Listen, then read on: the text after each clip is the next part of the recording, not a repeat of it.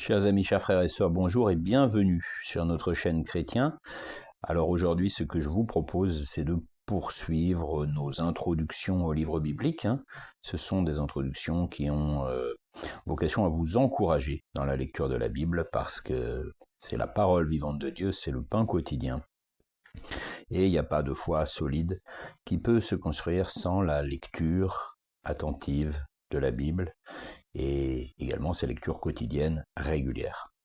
Alors, aujourd'hui, l'évangile selon Luc. L'évangile selon Luc, l'un des évangiles synoptiques. Vous savez que dans cette série sur l'introduction au livre biblique, cette série d'introduction au livre biblique, nous avons déjà eu l'honneur de parler de l'évangile selon Jean. Alors, j'avais à cœur de vous choisir et de vous parler d'un des trois évangiles synoptiques, et je vais expliquer ce terme en quelques mots. Alors, ce sera quand même une vidéo succincte, il y aurait tant à dire que je ne peux pas évidemment tout dire, d'ailleurs je ne connais pas tout, mais je vais vous donner quelques clés pour pouvoir rentrer plus facilement dans le texte, parce que j'ai remarqué que souvent certaines se décourageaient, faute de quelques petites informations pour leur permettre de mieux comprendre. Alors, Luc, l'évangile selon Luc. Si vous ouvrez votre Nouveau Testament, vous allez constater qu'il y a trois évangiles, Matthieu, Marc, Luc, et qu'ensuite on trouve l'évangile selon Jean. Pendant longtemps, j'ai conseillé aux gens qui voulaient découvrir la Bible de lire en premier l'évangile selon Luc. Je maintiens un petit peu ce point de vue, notamment pour ceux qui veulent découvrir la foi chrétienne d'un point de vue intellectuel, culturel, parce qu'elle est peut-être un peu plus organisée que les autres sur le plan de la temporalité, et qu'elle va recouper un grand nombre d'événements, notamment la naissance et la jeunesse de Jésus jusqu'à sa mort. Donc je pense que c'est un bon choix si on ne doit en lire qu'une, mais il est évident qu'elle n'est pas supérieure aux autres. Il est bien évident que l'évangile selon Luc n'est pas supérieur ni à Matthieu, ni à Marc, ni à Jean. Le cas de Jean est un peu différent, on en a parlé. Jean raconte les choses selon un point de vue différent des trois autres. Par contre, les trois autres, Matthieu, Marc et Luc, on constate très facilement qu'elles se recoupent. On constate que beaucoup d'événements sont communs aux trois évangiles, pas toutes, pas tous, tout n'est pas absolument en commun. Il y a par exemple des différences sur le récit de la nativité chez Matthieu et Luc, des points de vue, et des informations que Matthieu apporte et que Luc n'apporte pas, et vice-versa. Il y a aussi parfois des paraboles qui ne sont pas présentes partout, ou des miracles. Donc, évidemment, la lecture de toute la Bible est nécessaire. Néanmoins, on va s'arrêter un petit peu sur Luc, on va expliquer ce qu'on appelle les évangiles synoptiques, c'est-à-dire qu'on considère que ces évangiles se sont influencés entre elles. Alors, il y a plusieurs possibilités. Peut-être que Matthieu a influencé Luc et que Luc a influencé Marc. Peut-être que Marc a influencé Luc et que Luc a bénéficié d'une autre source qu'on ne connaît pas, qui n'a pas été retenue, mais qui lui a permis de construire son évangile. Il y a aussi très certainement plein de traditions orales, de témoignages qui ont été recueillis. C'est tout à fait le cas de Luc, puisqu'il le prétend au début de son évangile. Il a fait des recherches exactes sur toutes ces choses depuis leur origine, dit-il au tout début de son évangile, pour en quelque sorte donner sa méthodologie. Donc, ces trois textes, Luc, Marc, Matthieu, ils sont interdépendants, interconnectés, ils se sont sans doute influencés. Dans quel ordre ? Eh bien, c'est un grand débat d'experts. Pendant longtemps, on a pensé que Matthieu était le premier évangile. Maintenant, certains pensent plutôt que Marc était le premier évangile. Et on pense aussi qu'il y avait peut-être un autre texte qui a servi un petit peu de support, peut-être même aux trois autres. Bref, il y a de nombreuses théories. Vous le savez, ici, vous avez l'habitude de nos vidéos. C'est pas moi qui vais trancher ces débats-là. Et juste vous signaler l'existence de ces connexions entre les trois textes, Matthieu, Marc et Luc. C'est la raison pour laquelle on les appelle les évangiles synoptiques. Voilà. c'est le terme technique. Donc si vous entendez les synoptiques, on parle des 3 premiers évangiles. Jean, quant à lui, a une méthode et une façon de raconter complètement différente. Alors, peut-être que pour commencer à avoir une vue précise de la vie de Jésus, la lecture de Luc puis de Jean, ou l'inverse, est peut-être à conseiller. Ça peut être une approche pour commencer. Alors, qui est Luc ? Luc est un médecin, on le voit dans l'Épître aux Colossiens, où Paul parle de lui. C'est un médecin qui est un compagnon de l'apôtre Paul. Vous savez que l'apôtre Paul a eu pas mal de compagnons qui l'ont accompagné lors de ses voyages missionnaires. Et dans Colossiens, il est fait mention de Luc. On parle de salutation. Je vais dans Colossiens 4, 14. Et je lis le verset. Luc, le médecin bien-aimé, vous salue, ainsi que Démas. C'est à la fin de la lettre que Paul écrit aux chrétiens de Colosse. Voilà. Donc on sait que Luc est un compagnon de Paul. Et quand on recoupe un petit peu la vie des différents compagnons qui ont pu l'accompagner, comme Timothée, Silas et tant d'autres, eh bien, on pense que Luc est le plus vraisemblable pour être l'auteur. Ensuite, de tout temps, l'Église a toujours attribué ce texte à Luc, le compagnon de Paul et médecin. Et de fait, on voit aussi dans le texte une grande précision sur les termes médicaux. Luc insiste beaucoup sur des guérisons et il est assez précis dans ses descriptions. Ça nous fait penser, là aussi, à Luc du fait que ce dernier était médecin. Voici un petit peu les éléments qu'on peut donner. Pas de raison en tout cas de nier la paternité de l'évangile au compagnon de l'apôtre Paul, Luc, qui très probablement, c'est ce qui est communément pensé, a dû accompagner Paul pendant la longue période pendant laquelle Paul était prisonnier à la fin de sa vie, avant d'aller à Rome, et notamment à Jérusalem, à Césarée. Et à cette occasion, Luc a peut-être pris le temps de rencontrer des témoins, des premiers chrétiens, recouper des témoignages et des expériences pour écrire cette vie de Jésus, son évangile selon Luc. Et donc on voit qu'au début de l'évangile, les premiers versets, je vais vous les lire. Plusieurs ayant entrepris de composer un récit des événements qui se sont accomplis parmi vous, suivant ce que nous ont transmis ceux qui ont été des témoins oculaires dès le commencement et sont devenus des ministres de la parole. Bien sûr, peut-être là, il pense à Paul, mais peut-être aussi à beaucoup d'autres qui ont connu les premiers temps de l'Église et la vie de Jésus-Christ. Il m'a aussi semblé bon, après avoir fait des recherches exactes sur toutes ces choses depuis leur origine, de te les exposer par écrit d'une manière suivie, excellent Théophile, afin que tu reconnaisses la certitude des enseignements que tu as reçus. Voilà. Ce que Luc prétend, c'est qu'il a vraiment travaillé le sujet, qu'il a rencontré les témoins oculaires, qu'il a donc exposé par écrit des choses déjà connues. Donc on voit qu'il y avait des sources. Alors ces sources étaient-elles écrites, étaient-elles uniquement des témoignages oraux? Voilà toute la problématique, mais on sait que Luc a fait récupérer les témoignages précis et qu'il a voulu véritablement écrire son évangile avec méthode. Des fois, on dit qu'il est un peu le plus historien des évangélistes, et c'est vrai qu'il est médecin scientifique, et certainement, il va chercher à écrire un texte avec beaucoup de cohérence et d'articulation. Et c'est souvent la raison pour laquelle on aime conseiller la lecture de Luc à ceux qui n'ont jamais ouvert la Bible pour commencer à découvrir la vie de Jésus. Et je pense que ce conseil n'est pas inintéressant, n'est pas inutile, même s'il est évidemment parfaitement possible de choisir Matthieu, Marc ou Jean pour commencer, voire même, pourquoi pas, comme des fois j'aime à le dire, la lettre aux Galates, pour savoir et pour connaître les conseils de l'apôtre Paul à une communauté chrétienne. Bon, ça c'est des débats, chacun fera comme il voudra, mais on peut garder ce conseil qui n'est pas stupide, de commencer la découverte de la Bible par la lecture de l'Évangile selon Luc.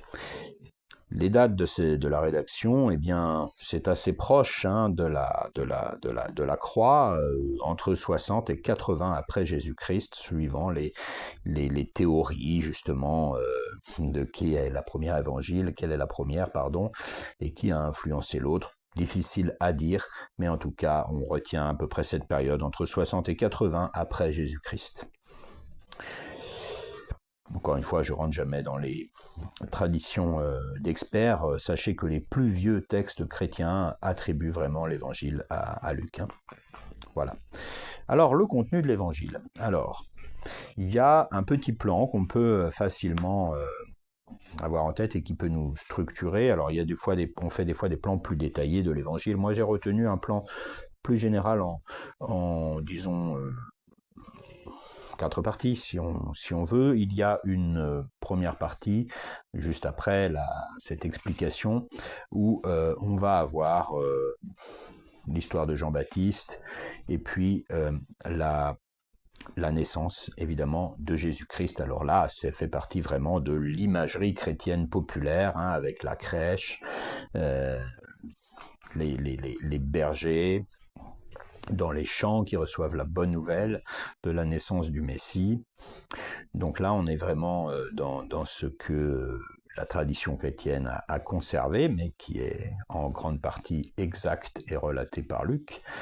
Et puis ensuite, on a une partie où il y a le ministère de Jésus en Galilée, du chapitre 4 au chapitre 9. Donc là, il est dans sa région, la région où il a grandi, et il va y avoir la tentation, et puis ensuite il va y avoir quelques miracles, l'appel des premiers disciples, ces disciples qui vont devenir par la suite le choix des 12 apôtres, des réflexions sur le sabbat. Et ensuite, on va avoir la grande partie centrale de l'évangile, 10 chapitres, du chapitre 9 au chapitre 19, enfin 9 verset 51 si on veut être un peu plus précis, jusqu'au chapitre 19, où c'est la partie centrale qui va comprendre énormément d'enseignements, et beaucoup de ces enseignements seront sous forme de paraboles. Il faut savoir que c'est chez Luc que l'on retrouve le plus de paraboles.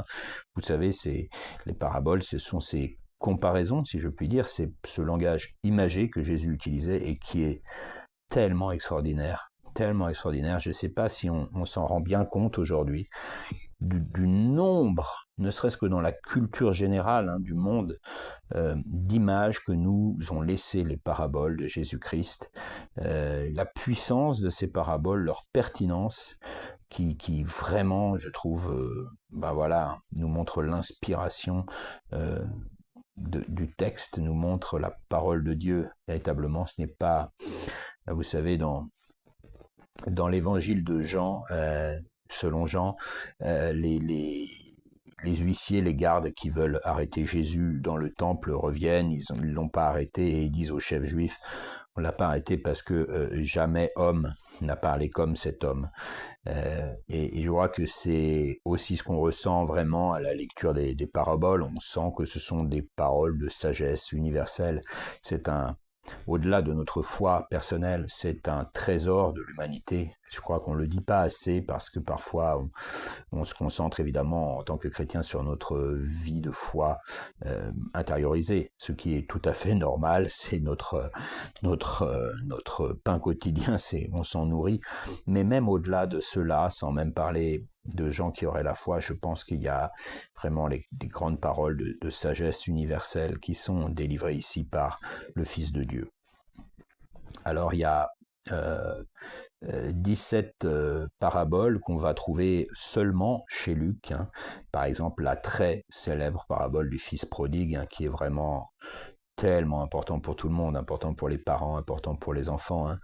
Je ne vais pas m'obliger à vous la raconter, vous la connaissez, mais voilà, c'est ce fils qui se comporte mal, dirait-on, qui va dépenser tout son argent avec des prostituées, avec de l'alcool, avec bref une vie dissolue, on dirait, et qui finalement revient quand même retrouver son père, et son père l'accueille comme de rien, il lui a déjà pardonné, il n'attendait que ce moment de lui ouvrir ses bras. Et la réaction, la jalousie du fils, de l'autre fils qui lui s'est bien comporté et qui a l'impression d'être un peu dépossédé. Donc sur le plan des relations humaines, ce sont vraiment des trésors, hein, des trésors ces paraboles, et je ne vais pas m'étendre plus parce que je finirai par faire une vidéo de 3h35. Donc, les paraboles, bien sûr, hein, voilà, qu'on va toutes retrouver, et enfin pas toutes, mais c'est là qu'on va pouvoir lire les plus grandes, le plus grand nombre, pardon, de paraboles. Et enfin la dernière partie, qui bien sûr consiste aux derniers épisodes de la vie de Jésus à Jérusalem, avec l'institution du dernier repas, du repas du Christ, de la communion, et bien entendu la mort sur la croix, la résurrection. Donc, vous voyez, on a une structure, hein, et énormément d'enseignements. Donc, on peut considérer vraiment que voilà, c'est un évangile, pardon, qui permet d'avoir une idée déjà assez claire de la vie du ministère et des enseignements de Jésus-Christ. Il y a aussi beaucoup de miracles, hein, dans cet évangile, comme dans les autres, mais il y en a plus, par exemple, que chez Jean, hein. Vous savez que Jean, il s'est surtout centré sur 7 miracles, hein, qu'il appelle des signes. Et puis Luc, par contre, il y en a, je crois, une vingtaine, même je ne sais pas si c'est pas 20 ou 21, je ne sais pas, mais il y en a beaucoup qui sont relatés.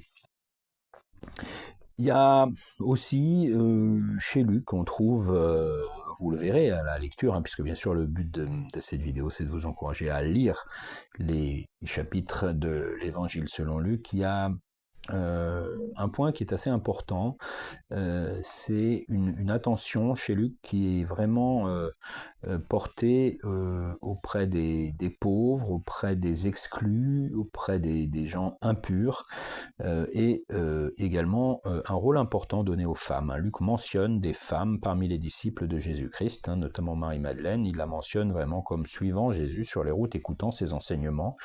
C'est assez notable pour être remarqué.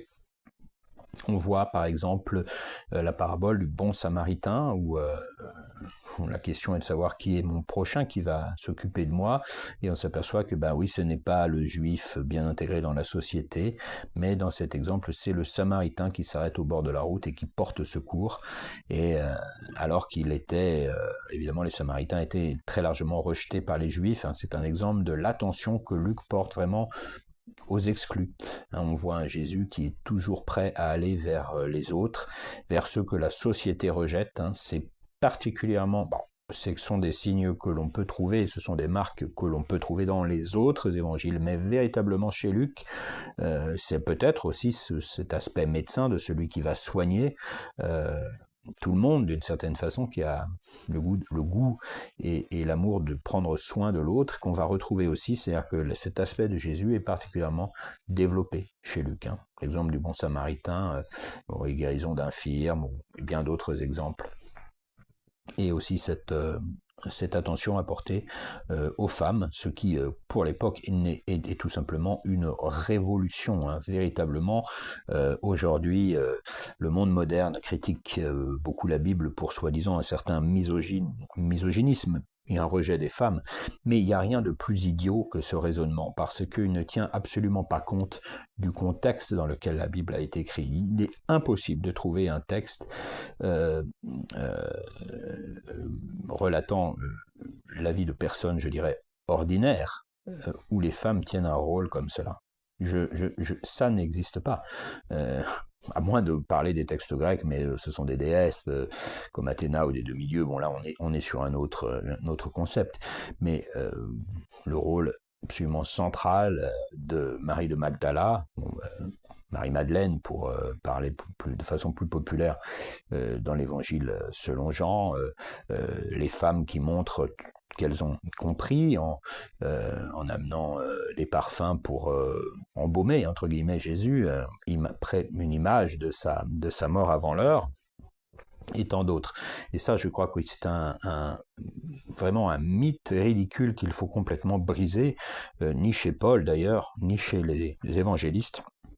On voit un Jésus qui accorde beaucoup d'attention aux femmes, à leur rôle, qui prend le temps de les enseigner individuellement, ce que aucun rabbin, aucun maître spirituel de l'Antiquité n'a jamais fait. Et je pense que ça aussi, il est bon de le réaffirmer. Il faut quand même lire les textes à l'aune de leur contexte. Et c'est pour moi, vous allez peut-être en être étonné, mais c'est pour moi l'une des grandes preuves, je parle non pas inscrit par le Saint-Esprit en mon cœur, mais plutôt dans l'analyse du texte, c'est une des grandes preuves de l'inspiration divine du Nouveau Testament. Cette place incroyable faite aux femmes.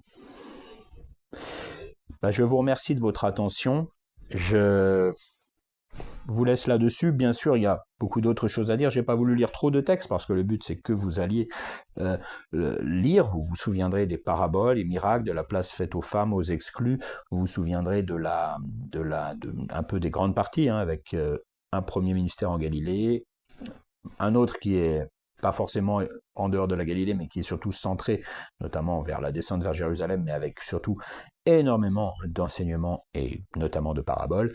Et puis les derniers jours, on va dire les derniers jours, dans la région et à Jérusalem, et la fin de la vie de Jésus-Christ. Juste un mot quand même pour terminer, c'est le même auteur qui a écrit le livre des Actes, Actes des Apôtres. C'est vraiment un suivi, on en reparlera quand on fera la vidéo sur Actes, mais vous pouvez également, si vous avez fini Luc, pourquoi pas enchaîner comme un volume 2, avec Actes des Apôtres, qui évidemment racontera les premiers temps de l'Église, le ministère des apôtres, Pierre, Paul notamment, et la Pentecôte, et les premières églises fondées, les voyages de Paul, etc. Voilà, je vous remercie, soyez tous et toutes bénis, et très bonne lecture, que l'Esprit vous accompagne dans la lecture de l'Évangile selon Luc.